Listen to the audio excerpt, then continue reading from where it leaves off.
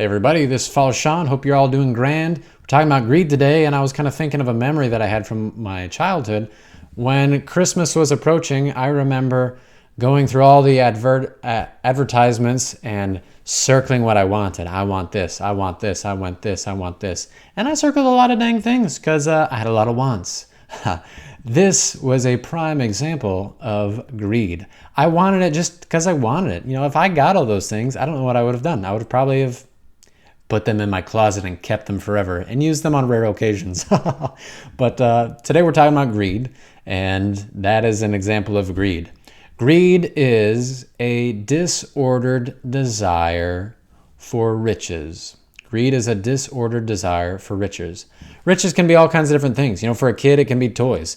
For adult, it means having a big house. It has a lot of money, a lot of retirement saved up, a big old fat, savings account, a sweet, awesome car, whatever it is. It can be having a lot of whatever you want, wherever your desire is going. And if you desire that in a disordered way, well, that is what we call the sin of greed. The sin of greed. And St. Thomas More talks about this in a little way that kind of helps flesh this out a little bit more. He says that man seeks to have external riches insofar as they are necessary for him to live in keeping with his condition of life. Wherefore it is a sin for him to exceed this measure by which he desires to keep and to acquire all the more. So notice it's in accordance with reason when we have our state in life and we need to maintain that state in life. But it becomes sin when we desire to exceed that. A simple example here is his own life, St. Thomas More. He was the Chancellor of England. He was, in his words, he was an important person or a grand person or great person, and so therefore he had to have a great house. That is to say, all the servants, all the different things here and there in the house. And he was very loving and caring for all those servants. And because the king wanted to get a divorce and to marry someone else, which Jesus calls adultery, he decided that he can no longer be the chancellor to this king. He had to step down. He had to leave behind his paycheck. And so he explained this to his servants there at his house. I'm no longer a great man, and therefore I no longer have any need for a great household. However, he's charitable, and so he continues. However, I still do have great friends, and none of you will go away without a job. We will do our best to find a house for each one of you, to find employment. But notice, it's really all in accordance with right reason, in accordance with one's condition in life. If one is a student, it's probably not going to be very fitting to have a sweet, awesome car because you're just a student. You need sweet, awesome books instead. If you are, the president, okay, live in the White House, have all the Secret Service staff. You can do what you need to do. Have a private jet, that's fine. People who are like CEOs, like having a private jet is very appropriate. Sometimes, the media will crack the whip on those people, but it makes sense. They're able to employ more people because of their ability to conduct business on a grander scale when they have a private jet. As a simple example, if my situation is just being a priest, I don't need a whole lot. So I'm not gonna, if I want to have a whole lot, that's probably a problem. If someone is just a mother and a father, a husband and a wife, and there's responsibilities for their children, well, fulfill those responsibilities. Send them to a good school. Do what you can to provide for them. But that probably doesn't mean that you have to have a giganta house or a sweet, awesome car or whatever it is. We need to live within our means. We need to live within what is in accordance with our condition in life. And any desire to exceed that is what St. Thomas More calls sin. St. Philip Neri also kind of makes it all the more serious, and he says, he who has the slightest taint of avarice about him will never make the least advance in virtue. It's just oh, I want to grow in virtue. You mean I can't take my greed with me? Oh, well, no, you can't. And the answer is you can't. Think about Jesus. Jesus had some things to say about this. He talked about this one person who had a ripe harvest. Everything was going good for him. Everything was going good. In fact, his little storage barn was too little. So he pulled it down and he began to build a larger one. But then Jesus notes, Woe to him, because on that very night his life will be demanded of him. All is for naught. It's not like at the end of our lives we're going to be able to say, so I'm glad that I became filthy, filthy rich. I'm exaggerating here, obviously. I'm glad that I became filthy, filthy rich so that I can take it to heaven. Nobody says that because they get it. We all get it. Ain't nobody taking any of these possessions, even our basic possessions, with us outside of this life. It does not happen. Jesus also says, he says that what profit a man to gain the whole world and to lose his soul? You know, if we really dive into finding all these possessions, hunting them down, acquiring them, and doing everything we can to keep them, you know, what does that profit a man if he is selling his soul in order to do that? If he is becoming a greedy person in order to do that? We have to be on the alert for this. We also have to be alert on the causes of this greed, because in a certain sense it just kind of bubbles up naturally sometimes.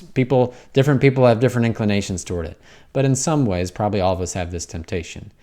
But also let's recognize some of these broader avenues that this temptation comes to us. It can come from society. Think of the American dream, which continues to expand and expand and expand expectations. If you're going to be an American, then you need to make sure you have a very comfortable house with a very nice lawn, or at least a big lawn, and you need to have a job, 8 to 5. But if you need to work more for it, go ahead, because it's going to be a lot of money to have a car for both of the spouses and all the kids who are above 16 or at least 15 or whatever it is. This is kind of the new American dream, or the Facebook dream. The Facebook dream is just the perfect life. It's having everything you could ever want. And if you didn't have anything that you wanted, well, you could just buy it. That's fine. It's kind of the credit card lifestyle. I'm just going to buy it and run up debt. That's definitely greed, to live outside of one's means. So we also need to watch out for this influx of greed coming in from our parents, perhaps. Sometimes our parents will give us unhealthy expectations of what it means to live. Maybe beyond our resources, beyond our means, or maybe to have this desire to have more things than what my condition of life is. Maybe our parents are saying, hey, look, I provided for my family. This is the condition of life here. But I want you to go and have more. Well, if it was enough to have this as your condition in life, we don't really need more. We need to have enough to support our families and to fulfill our responsibilities. And everything else, is just a surplus that we can give to the poor, to give to the mission of the church. Maybe it's our friends or coworkers, or maybe we get it from our entertainment. This idea that, wow, like I need to have that right there. I'm going to try to get that. I'm going to reach out there and grab it. That's mine. I'm going to take it for myself. But that, again, is greed. We need to be focusing on what God's will is for us, what our condition of life is, what are our responsibilities, and we need to fulfill them in accordance with right reason, and not let this kind of just bubble and bubble and bubble and bubble out. I mean, how many people are trying to get like a huge fat savings account for their retirement, and probably have more than they need? It's like, that might just not be rational. So now let's talk about some cures to this. The first cure that I want to talk about is really entering into the mind of God and his purpose in creating us and then also the things of the world. First, I'm drawing this from St. Ignatius of Loyola's First Principle and Foundation. You can just Google St. Ignatius First Principle and Foundation to kind of get this point blank there. He says that human beings were created to love, reverence, and serve God. This is why we were created. This is God's purpose for us. He didn't create us to do anything else, but just to be totally devoted to him, to glorify him for the greater glory of God. He has created all these other things in the world to be used by us for a specific purpose. If our purpose is to glorify God, and he's given us these things in our life, he is giving them for our use in order to glorify God, in order for us to fulfill our responsibilities before God. And that means that if something is useful and helpful for us in fulfilling our vocation of holiness, well, that is good and it is appropriate, and it makes sense to make sure that we have that and to use it wisely. If something is neutral, or especially if something is harmful for us, and we use it in other ways that are not glorifying God, then we need to really be free of them. We need to really pursue our ultimate vocation of glorifying God by not caring if we are rich or whether we're poor, whether we are in good health or in bad health.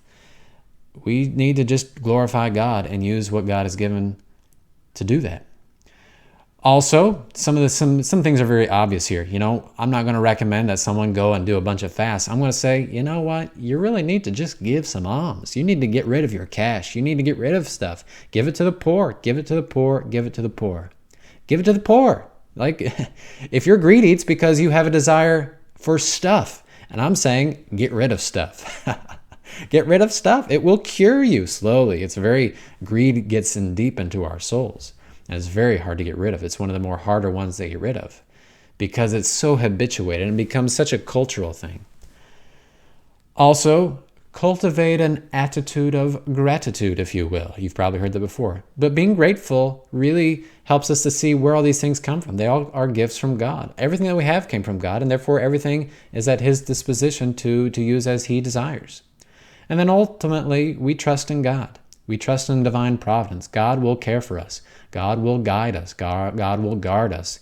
He will provide. If He cares for the birds of the air who don't have to do anything for their food and He feeds them, should be fine. If He cares for the flowers who He clothes with just these beautiful colors and they don't have to work for it, well, we should be fine. We need to do our responsibilities. We need to work. We need to pursue what is necessary for our condition of life. But we need to just be at peace with what we have within that. God will provide in abundance. He's going to pour out all kinds of spiritual blessings. Go sell what you have, give to the poor, and come follow me. Thank you, my brothers and sisters. If this is helpful, like it, subscribe, whatever you want to do, share it, because it's helpful. If it's helpful for you, it's probably going to be helpful for someone else. If it's not helpful for you, it might not be helpful for someone else, and you can just ignore this. Anyways, adios amigos. See you later. Bye.